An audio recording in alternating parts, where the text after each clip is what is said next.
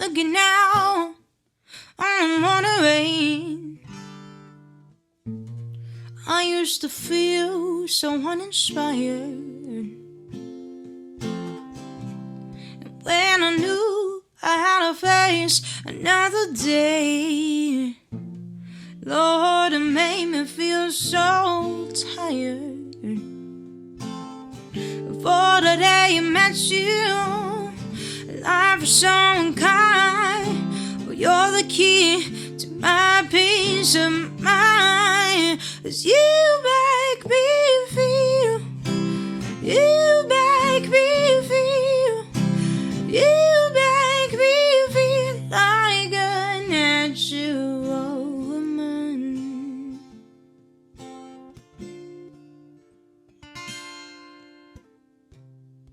When my soul was in and lost and found, you came along to claim me. I didn't know just what was wrong with me till your kiss showed me, baby, I'm no longer doubtful of what I'm living for. And if I make you happy, I don't need to do no more. 'Cause you make me feel, you make me feel, you make me feel like a natural woman.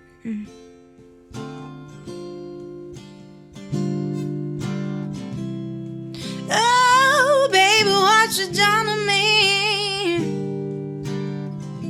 You make me feel so good inside, and I just wanna be close to you. You make me feel so alive, 'cause you make me feel, you make me feel, you make me feel like a natural woman. 'Cause you make me feel, you make me feel, oh, you make me feel like a natural woman.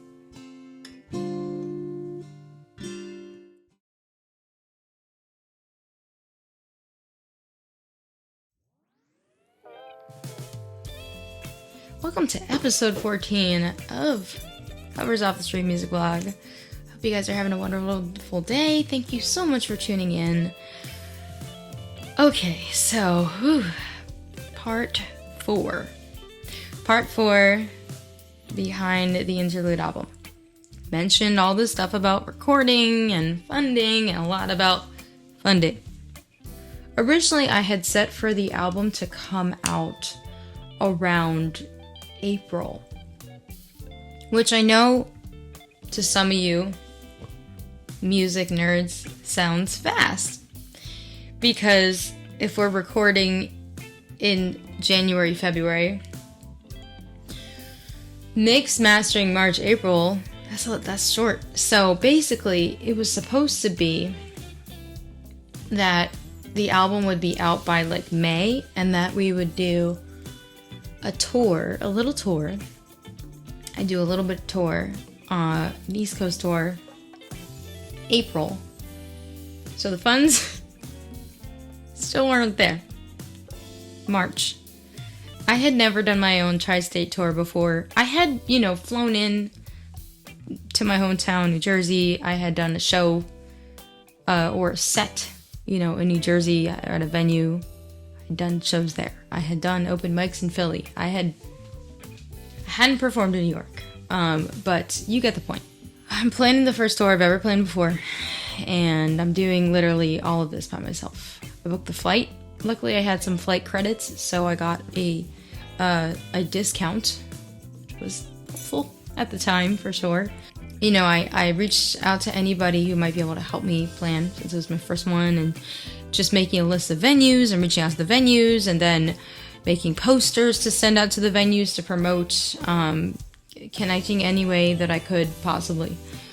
All at the same time, I was street performing, you know, working on jobs, following up and following up and following up. Still, no word and when the money is coming, other than knowing that the co-founder was trying to sell it. I think at that point he was trying to sell it. He was in meetings to sell the stock of Pledge Music to whoever could buy it, so he could pay everybody that was due the funds. It was a lot. It was really hard, and I was just really trying to put in a really good show. And at the time, I just began to be like so hard on myself, and you know, as an artist, we're kind of our personal worst critic anyway, and not that we should be. It's just kind of something that happens. For me, it happens a lot of times because of how I grew up and everything. But and the support that I had. But I really struggled with that, and especially during planning that tour, I was just trying to get it done. And I just remember reaching out to so many places, trying to get booked, giving them, like, you know, the most professional cover letter possible, telling them this, telling them, and then at the same time, there was a band in New Jersey that I was like, oh, why don't we play, that I knew, I was like, why don't we play a couple shows together? They said, sure, like, that'd be great. So I get their info, I pitch that in the letter, hey, so-and-so has played for you before, I'll open for them, or they'll open for me, however it works, and we'll make it a really great show. I will be using promotion. I got all my promotion materials together, and I told them I was going to use local radio and papers and advertisements, the whole 9 yards, in addition to the group that the audience I would already bring. So, and then, like, you know, places not taking me seriously because I'm not like some famous A-list artist, or they just didn't know me, so they were judging me, even though, like, I had a very concise, clear cover letter. I had all the links. I had everything that they could have ever needed to see that I had credibility, and it was just really hard because, you know, they wanted to see me how they wanted to see me, or they didn't want to see me. And so it was really, really hard booking. My first booking was Rockwood Music Hall in New York, that my cousin at the time had a contact and was able to get me into the smaller stage. And so I booked that, and I had a lot of people coming to that, and I was really looking forward to it and really excited. And then I was trying to find a place in New Jersey, my hometown, and it was just like impossible booking in my home state. Like, what? Like, that shouldn't be that difficult. But it was, for whatever reason.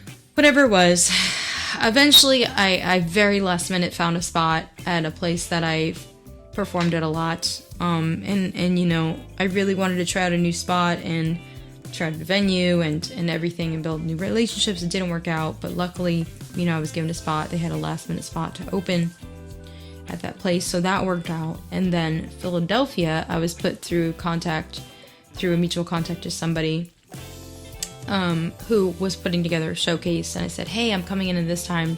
Do you have any shows available or showcases that I can hop into? You know, I told them the same thing I just told you about my cover letter and everything like that. So luckily that worked out. So I'm just like, oh, thank you.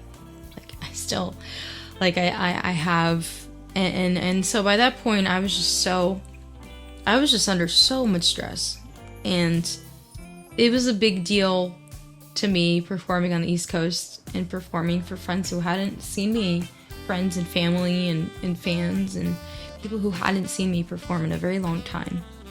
I just remember I had booked I had invited Ty the sound guy to come with me, and I booked him a ticket and everything, and then we got on the plane and we fly east and everything. And it happened to also be the Jewish holiday, and so we met up. I'm not religious myself. I'm not much of a practicing Jew. There's really nothing wrong with that. But it's just never really been me. I respect the religion and the culture, but for me, it's more of to see family and like be a part of like the food and the culture of the holidays and what that means of bringing people together and stuff. And so like we did that with my family, and that went all right. And then I was staying in my grandparents' house with him. We were staying in the guest area, and so, you know, we made the plan of everything, of how everything was going to go. I made all the plans and how I was going to do everything. Very last minute, Tyler, the sound guy, had to book some work, so he had to leave halfway through the tour, which is fine because like it was just him on guitar. About a week or two before I fly out to the East Coast, I was having some really bad headaches, and they weren't getting better. And so I go to the doctor, and he says, I think you have a bacterial infection. And so I said, great, I have to go on tour in a week. What can we do about this? What can we do? A week and a half. So he said, great, we'll put you on a bunch of antibiotics and you should be good to go. I'm like, awesome, great. So did the drugs. The drugs were really gnarly. By the way, he gave me like the strongest antibiotics ever. All the side effects, from the spins to the nausea, it was not so good. So then I get to the East Coast, and I'm not taking the drugs anymore. I had my last course of antibiotics, and I'm still kind of getting headaches on and off. And my anxiety was just through the roof. I was just so stressed out. So yeah, I had a pretty bad headache, and I had taken so many drugs. I was just like, I don't know how to make this go away. This is, I need to be my best self for this. And so my brother gave me, he was like, here, this can help your headache. I was like, what is it? He's like, oh, it's like a CBD pill. So medicinally at the time, it was legal in New York City. I don't do any really substances, but he said CBD wouldn't give me the same effect that THC would or something. And so I thought it was free, THC, whatever.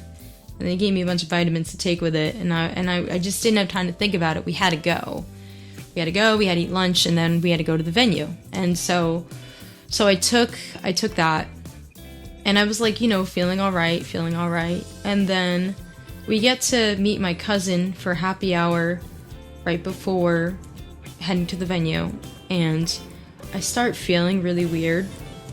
Mind you, my anxiety and stress was through the roof, dealing with everything on top of it, and suddenly I'm just not seeing things correctly, and I didn't know what was happening to my body. Like, I was feeling all kinds of things.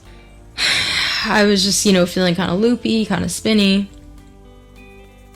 I get my drink, and I'm just like kind of freaked out because I don't know, and I need to be present. And so Ty, the sound guy, takes me outside, and he tries to do some mindfulness exercises with me. He takes a walk around the block, tries to see if that can help, and it doesn't help, unfortunately. Like, I'm trying, but my mind is just, my body is like up and fine, but my mind was not in a good place. And so I didn't know, but I was having a induced panic attack from the medication my brother gave me.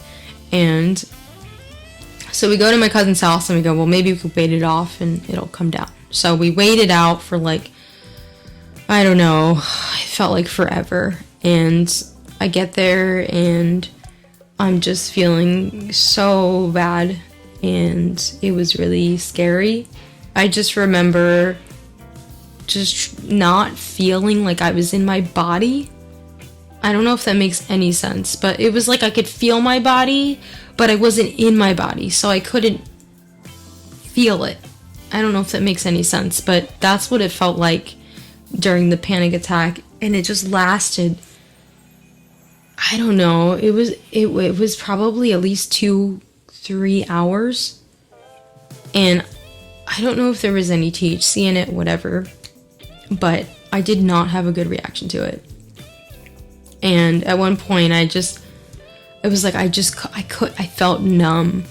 And so my cousin starts, he says, hey, why don't we put on some music? Maybe that'll help you just kind of like, yeah. So he puts on music, and like, you know, it's kind of helping. And he said, well, is there anything you want to listen to? So I remember this song had come out from Andy Grammer like not long ago, and it was Don't Give Up on Me. And I was like, yeah, let's listen to that. That's really positive. Maybe it'll help me. And so we listened to that, and suddenly it's affecting, I'm emotionally starting to be affected to it. I start to come back into my body, and I'm just like weeping, and I remember he has 2 little really cute chihuahuas, and I'm just petting them, trying to feel them, and then holding on to Titus Sound Guy's like sleeve, just like not understanding what's going on. And so I said, like, can we go to the hospital? Like, is there something wrong with me? Like, I'm just like do I have a health condition? Like, and they're like, no, I think you're having a bad reaction to the pills you were given. And I was like, awesome, great, this is awesome, great. And I'm just like crying and like shaking and like, again, not in my body. And I don't know, it lasts like 2.5 hours. So we get to the point where it's, I don't know, an hour, maybe half an hour before. The place isn't super far. And so I say, you know, I tried singing, and even my voice couldn't, like, I couldn't control the sound. It was shaky. I wasn't in control of my body at all. And it was really, really scary. And then so then I asked my boyfriend, like, hey, can you please be my tour manager right now, and please call the venue and tell them I don't think I can make it because I like can't, like I literally can't. And so and I said, and please call, I'll tell you who to call next. So he called my friends and texted them, and they didn't understand what was going on. And I said, and you know, I had texted back saying I'm okay, but like I can't physically, like I literally can't get into my body, and I know being around a crowd is going to make it worse. It was not getting better. It was horrible. We posted on social media. He tried calling the venue. They did not pick up. He called like a couple times, and they didn't pick up. You know, we didn't know what to do. Like, so called the venue, couldn't pick up. And, you know, I was really bummed about it, because there was an artist that was performing after me that seemed really cool, and we were going to network and stuff and get to know each other. And so that happened, like, and then my family was, like, not very supportive. They were like, what do you mean you can't perform? Like, can't you just throw you up there and snap out of it? And I'm just like, no, that's not how what I'm going through has been working. Like, that's not it. It's like, I don't appreciate the disregard. And so, yeah, so it was, like, really, I don't know, to me, it felt really humiliating. And, you know, my close friends, the right ones, did understand, were understanding. They were worried, but they were understanding. But yeah, that whole rest of the trip, my anxiety was just so high coming down off of that. It was not a fun time. I remember, being walked a couple blocks down the street, and we stayed at this hotel. I just remember being told, like, just close your eyes, go to sleep. And, like, just close your eyes and go to sleep. And so I remember doing that. And then a couple hours waking up and starting to feel like myself. But it was, like, absolutely horrible. And it was really embarrassing, because I really wanted to do my best and then, like, make it to that venue and play for all those people, and it didn't happen because of a health issue. And I had never been through anything like that before.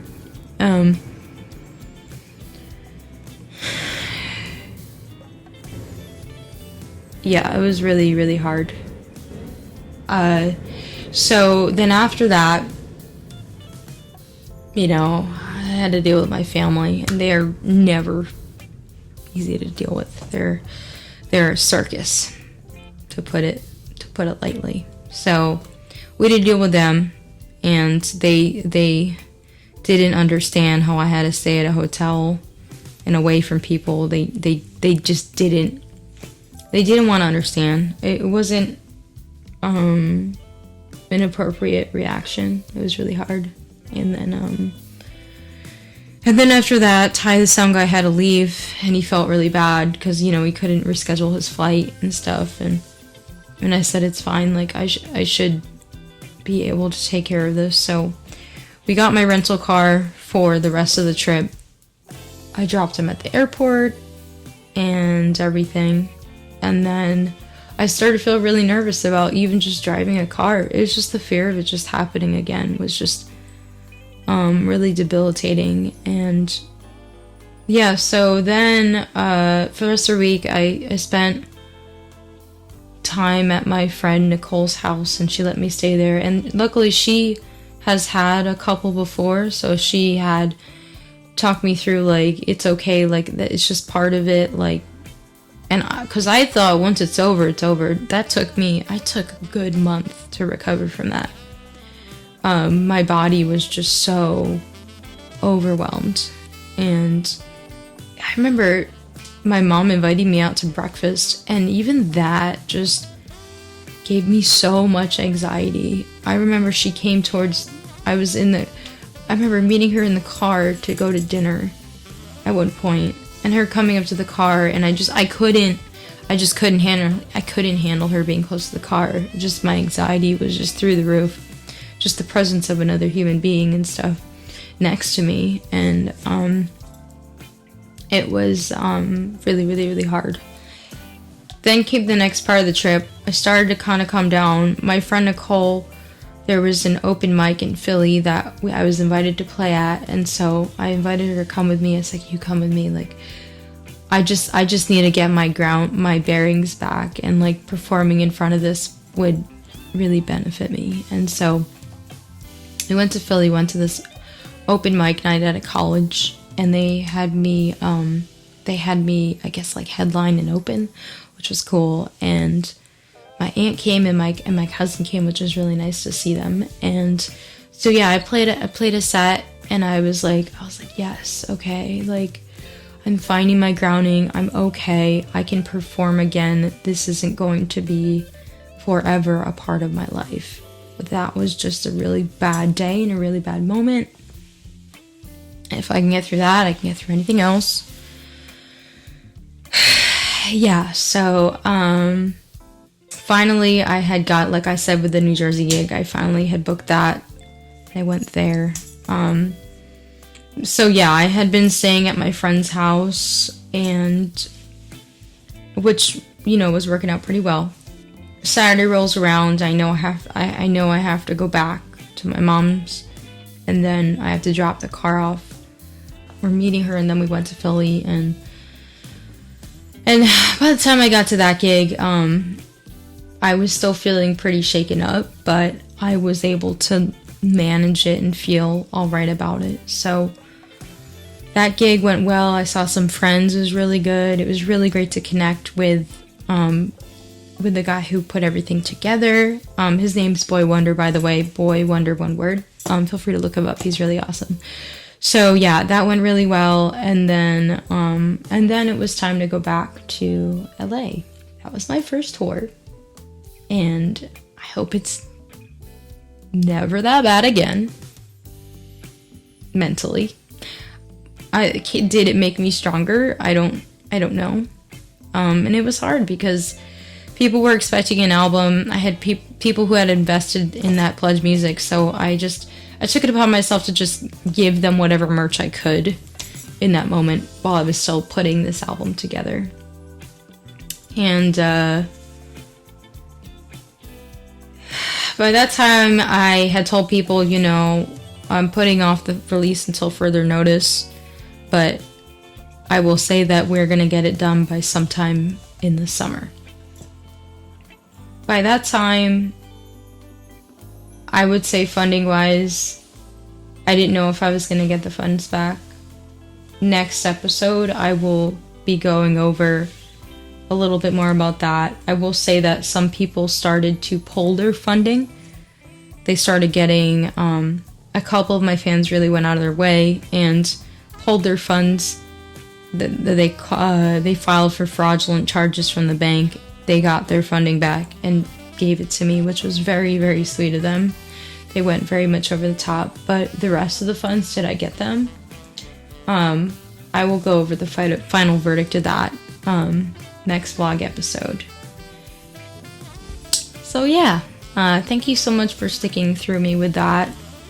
If you are ever suffering or needing any mental health support, I urge you to definitely reach out to mental health services, even if you don't have insurance or you're really struggling. There's a lot of really great low-cost options, support, mental health hotlines. So I definitely encourage you to reach out.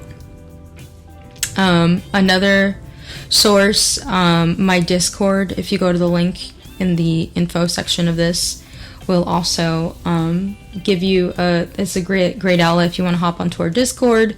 We're always posting like lots of uplifting, supporting things, and a lot of us are on Twitch and stuff, and so you're more than welcome to hang out with us there if you're just needing a little bit of uplifting and connection to humans. Thank you guys so much for watching. Please make sure to stick around to the credits where you can see which cover choices there are, which you can help choose for next week. So don't forget to stick around. Please make sure to vote the title in the comments or it won't count. If you say 1, 2, or 3, first choice, second, that doesn't count. You gotta say the title. And that's all I gotta say today. So thank you guys so much. Have a wonderful evening, and I will see you next time.